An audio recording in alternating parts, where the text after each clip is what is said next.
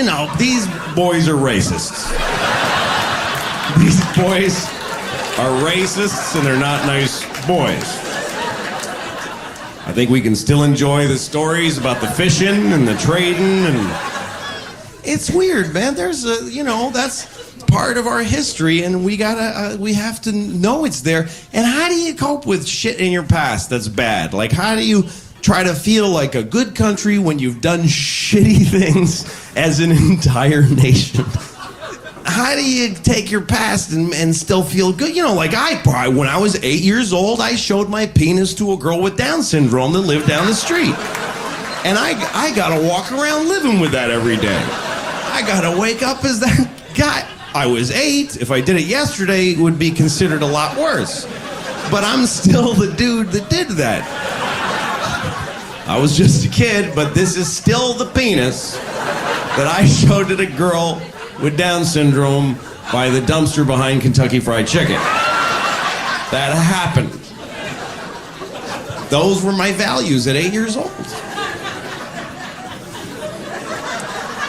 And I know that's an awkward thing to equate to slavery in America, but it's kind of the same thing. Because that shit happened here. And 43-year-old couples are funny because they act like old couples. They act like your grandparents. Because they're already building those skills. You know that way your grandparents are with each other? They didn't start that at 80. They started it as soon as they figured out they're not getting out. I was with my friends and this couple, and the guy, he just goes for long walks. For hours, he just walks. And she doesn't even get it. She's like, well, he just walks. It's weird. He just goes for, I don't know, likes his long walks. Of course he does. He's running out the clock on the rest of his life.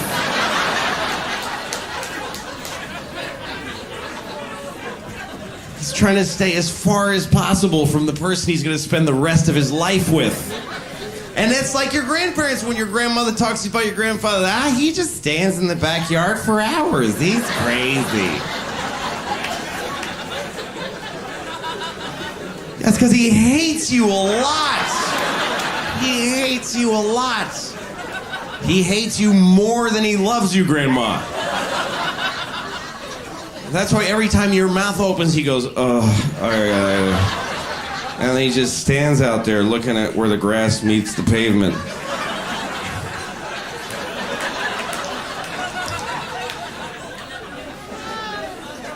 Yeah! Come in.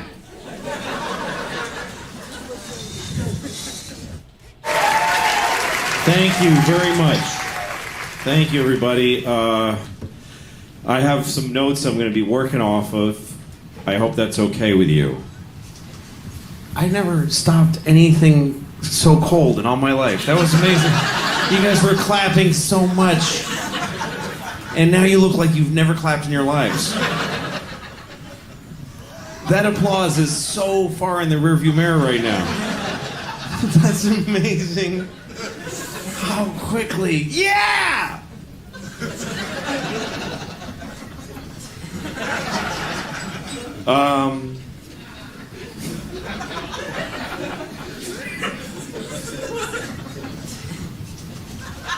There was a girl once who blew me, who subsequently hung herself to death. It's true. She didn't do it right after, just so you know. She didn't do it like immediately after. She did it 2 years later. Because that's how long it takes. That's how long you can live with having blown me. Before you need to end your life. That's how long everyone who has blown me has died 2 years later of their own doing. That's the gestation period for suicidal shame that comes from having had my penis in your mouth.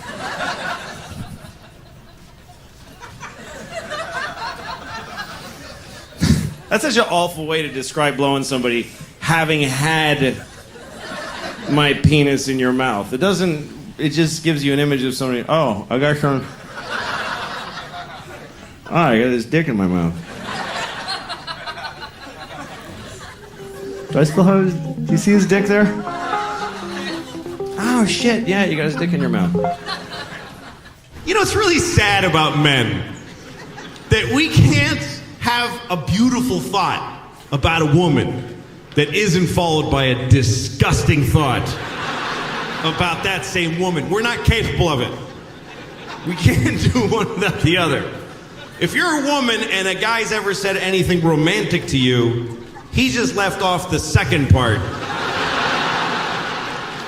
that would have made you sick if you could have heard it. That's how our brains work. She's an angel, and I want her to drown in my cum. That's the closest we can get to poetry in our hearts. We love you, we really do. We think you're angels, and we want you to drown in our cum. We want to drench your angel wings that carry you to heaven with our sticky, gooey, disgusting jism. That's what we want. It's just the way we are. I mean, sometimes you see a person on the street who's in a state of life that you couldn't imagine having the courage to live. You ever seen somebody? You ever seen a person and you look at them and you go, I would just kill myself if I woke up like that. I would just kill myself. I don't have the courage. And it's a comment on me, not them. I couldn't live like that. I get to go like this. And if I had to go like this, I'd blow my brains out. I can't do it. I have only the courage for a perfect life. I really do. Anything below perfect, I ain't doing it. I ain't being one of those guys. I don't even want to be cold in the winter. You know when you see somebody, they just have a flannel shirt without a jacket, and they're just being cold and their face is purple in spots? Couldn't do it. I saw an old lady I couldn't be. I was walking behind this lady. That's a weird sentence. I saw an old lady that I couldn't be. I was walking behind her, and she had just a spine that was just dog shit. Her spine sucked ass. I'm saying this as her friend. Her spine sucked dick. She's just one of these people. And she's walking in front of me like this. And she had a collar on her shirt that was very high, and so I couldn't even see her head. Looked like she had no head. Just like this with no head. And I remember, first thing I thought was her doctor's an asshole. Because he could have told her. He could have said to her, listen, just so you know, now that you're like this, if you wear a high collar,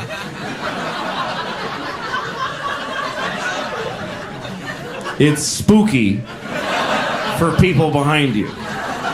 It's spooky from the back, sad from the front, and kind of funny from the side. A little too proud. You ever get too proud of yourself for just not being a piece of shit? If you see somebody in a store who's got a thing, whatever it is, there's not supposed to be any negative version of anything for anybody. They had a creative amount of limbs. And you saw them and you just scanned the room. You didn't go, boo! You just kept going. You just kept, that's them, and you just went, you didn't go, ah! You just kept going. And then you're like excited, like, oh, I am an angel. Oh. There should be a statue of me in this spot, letting that person have the same just regular day that I had. I just think there's people that your life, you know, if it's good enough, you should just shut up. There's just some people that complain when they shouldn't. I have 2 kids, and I think about them sometimes. And that, like, I got 2 little white girls in my house. That's a reality. These are 2 little white girls. On paper, they're doing awesome, just by who they are and where they are. So when they complain, it kind of drives me crazy. Because I know what the world is like around them. They have no idea. I gave my daughter medicine the other day. She had a fever, so I gave her Tylenol. It's bubblegum flavored, so that she'll take it. Kind of an upside down society is this? Oh, how are we going to get these children to take these miracle drugs? We better add candy to it. I gave her the bubblegum medicine. She goes, ew. I'm like, you, ew. Are you shitting me? That's medicine.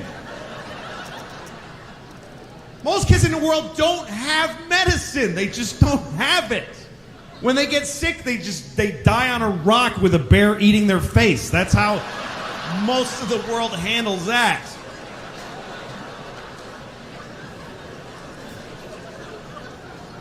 No, he's got a sniffle. Ring the bear bell and put him outside. You're a white kid eating bubblegum medicine. You're wearing clothes made by children your age professionally. Sorry. Americans only buy things that come from suffering. They just enjoy it more when they know someone's getting hurt. When I was when I graduated high school, all my friends went to college, and I didn't. I was a very bad student, and I could have gotten into some college, but why keep failing? Why just keep being in trouble all the time and doing things badly? So I just figured I'll just go work, do things. So I moved in with my only friend, who I wasn't very good friends with, but he also didn't go to college. So we got an apartment in Boston. And so we're both 18 years old, living in downtown Boston. And we lived in one room. We slept in the same room. It was a little tiny studio apartment. And so one time he started making jokes about jerking off. He's like, do you jerk off a lot? You know, do you want me to leave the room so you can jerk off? Like, he kept saying that. Hey, man, if you need me to leave so you can jerk off, I'll do that or whatever. And I was like, well, hey, what about when you would jerk off? And he goes, I don't do that. And I was like, what? And he goes, I never have done it. And I was like, are you serious? I was blown away by this. He said, I've never done it. He goes, I kind of wish I could, but I just can't bring myself to do it. This is too weird. Like, I get weirded out. I've never done it. And I was like, really? And he said, yeah, I never jerked off. And he told me that. And that stuck in me for years, because I thought, there's folks that cannot do it. Because to me, this shit is just a plague. I'll never escape this shit. There's moments I've done this that I really would like to take back. But it's just, sometimes I'm all packed, ready. I got bags of roll, and I go, I gotta sit down and jerk off before I leave the house. It's just a constant insulin injection that I need to get. And I really hate it. I'd love to never have to jerk off. And I've always thought, there's something wrong with me, because there's a dude who was pretty normal, who just said, I don't do it. Anyway, I ran into him about 2 years ago, and he said to me, remember when we talked about jerking off? And I said, yes. He said, I don't know why I was like ashamed to talk about it with you, but I was jerking off constantly. So he said, I've been jerking off since I was 11. And when we lived together, I used to go in the bathroom and jack off all the time, and I was afraid to tell you. And I was like, if I could murder one person, it would be you. If I could kill one guy, it would be you, you piece of shit. When I was about 6 years old, maybe, I stayed home from school one day. I had a single mom, and she worked. So when I stayed home from school, I just got to be alone in my house. And so one day I was alone in my house watching TV. I think I was about 6 years old, maybe 7. And I went and got my pillow from my bed, and I sat on it, and I farted into it. And then I decided, I was sick in my stomach, so I was like, I'm just going to fart into this pillow for just all day. I mean, I just kept farting into that pillow just over and over again. Like, at least more than 200 times. Just for hours. And then I told myself, I'm going to smell this now, because I've been farting into it all day. And I had the pillow, and I just said, I'm just going to go all at once. And I just shoved it on my face, and I went, and I have never had an experience like that again in my life. I really feel like I overstimulated myself at 6 years old, because it like jaded me for every other thing that's ever happened. I watched a bum eat a rat, and I was like, so? I smelled 200 farts when I was 6. I heard that ducks have one hole. I don't know if you know that, but ducks have one hole. And they pee out of it, and they shit out of it, they get in it, and they lay eggs out of it. That has got to be one smelly, dirty hole. That hole has got to be a pretty awful place. I feel a little bad for the man duck because ducks are monogamous. I don't know if you know that, but ducks stay in their relationships forever. And by the time that duck gets to be 48, her husband must be like, dude, that shit sucks. I hate it. And then he goes and a swan or something. His wife's like, why are you swan for? She's got an asshole. That's why she's got an asshole. Okay, I got a green head.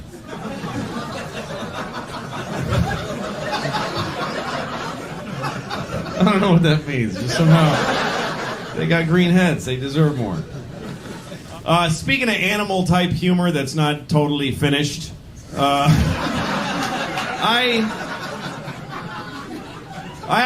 have this joke, like animals talking to each other type joke, that I don't know how to finish it. I know what's funny about it, but I don't know how to finish it. Basically, it's about a lion who goes up to a giraffe, and he says, "Hey, man, did you see that dude?" And the giraffe's like, "What dude?" And he goes, "He's that dude. He lives by the river in a hut." And the giraffe goes, "What does he look like?" And the lion goes, "He looks like this."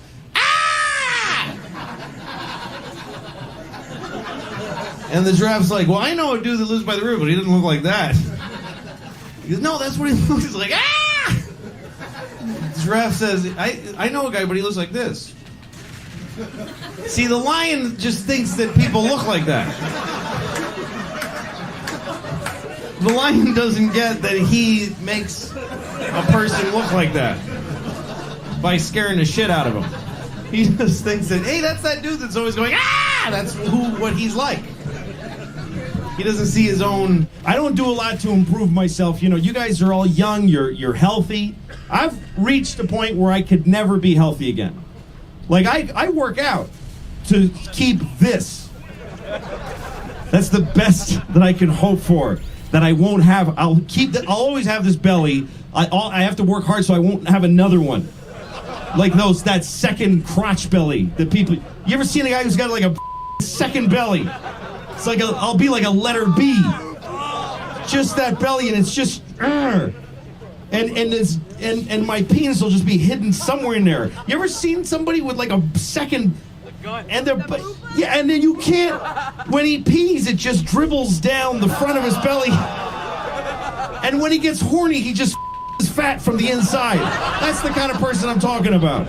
No, that's what mine has become like. It's just my dick. It's just the whole dick and balls just looks like it's like an old horse that nobody brushes anymore.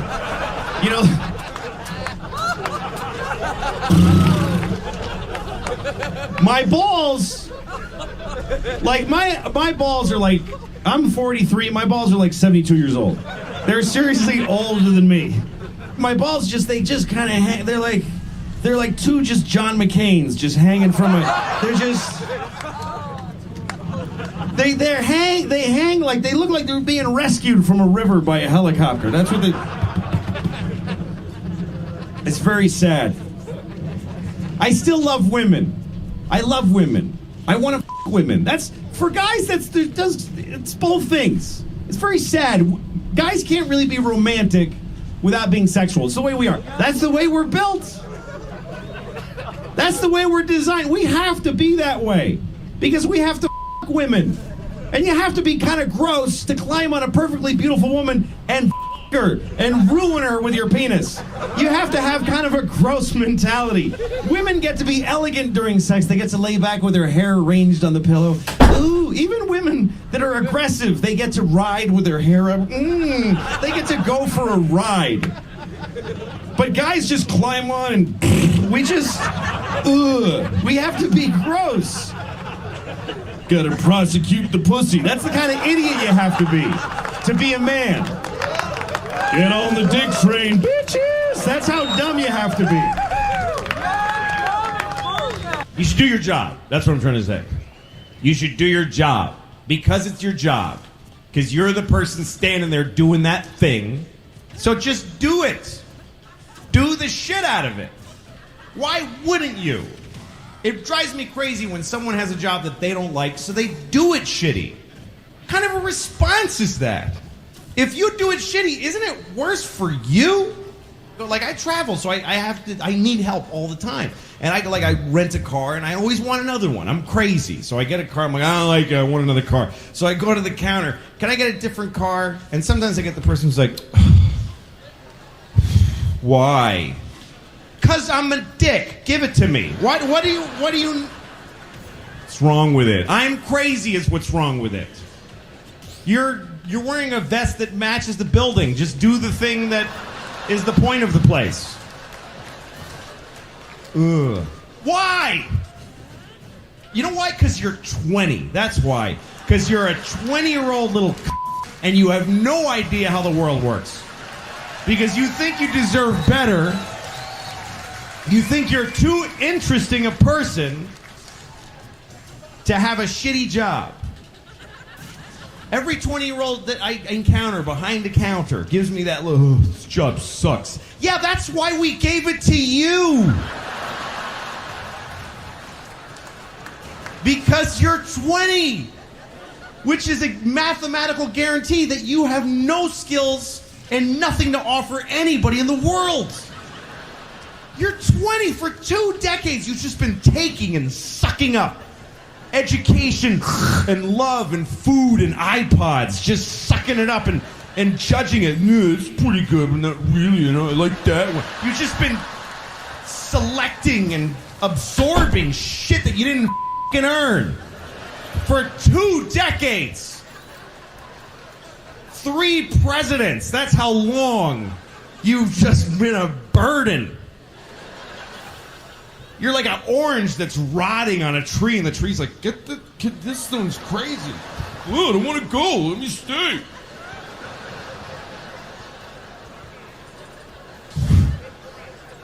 You're 20. You've never done any... If you're 20 years old, I guarantee you, you have never done anything for anybody, ever.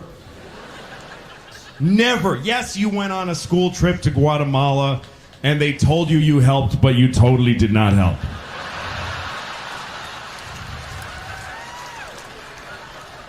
The guy was like, I got a mudslide on my house, and now I got to babysit a college kid. Why do I have to do this? Jesus. Just take her picture with a shovel and send her home so she can put it on Facebook.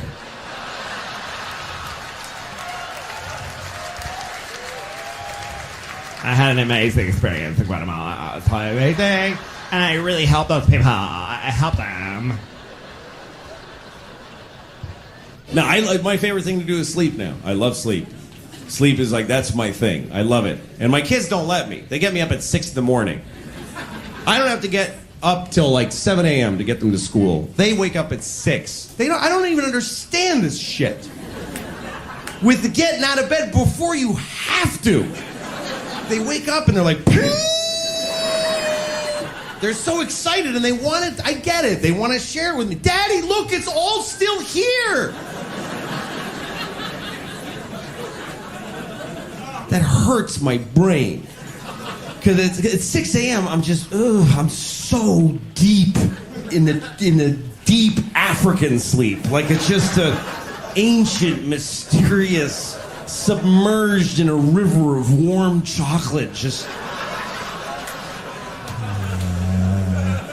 And sleep was like a goddess whore just sucking me off. Just. She's got a gold helmet and 40 tongues, and she's.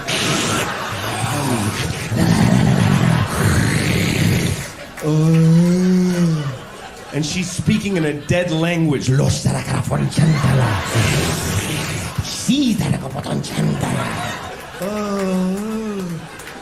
she's feeding syrupy heroin into my penis while she's sucking. Oh, let this be my life. Please let this be real. Let this be real. Daddy, no. Oh, shit. Daddy, wake up.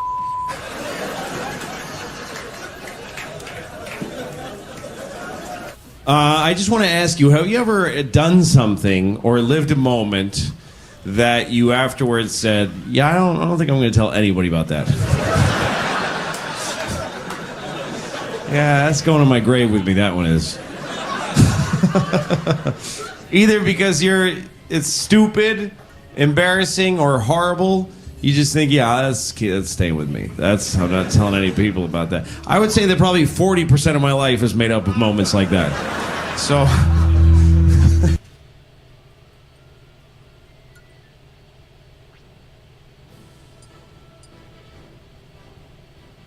This next guy rocks. He's great. He's a favorite here. He's going to close out the show. You'll love him a lot. Here he is, Mr. Louis C.K.